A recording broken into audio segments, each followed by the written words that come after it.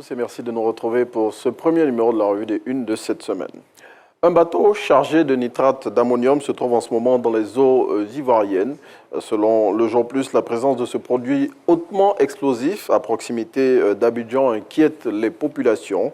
Encore le confrère, le chef de l'État n'avait aucune connaissance de cette situation.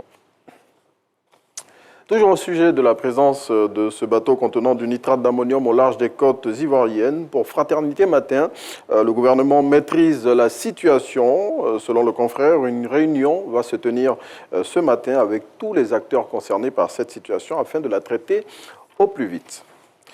L'ONU a demandé au gouvernement ivoirien de créer les conditions pour la réinscription de l'ex-président Laurent Gbagbo sur la liste électorale.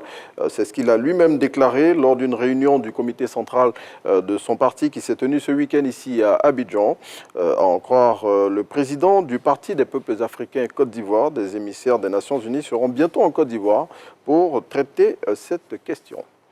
Et puis, dans son adresse à la nation du 31 décembre 2024, le chef de l'État, Alassane Ouattara, a déclaré qu'après sa rétrocession à l'armée ivoirienne, le 43e BIMA sera baptisé Camp Général Ouattara Thomas Daquin. Et pour tout savoir sur cet officier supérieur qui a été le premier chef d'état-major de l'armée ivoirienne, il faut lire le numéro de cette semaine de Savane Info. On s'arrête ici pour ce numéro de la Revue des Unes.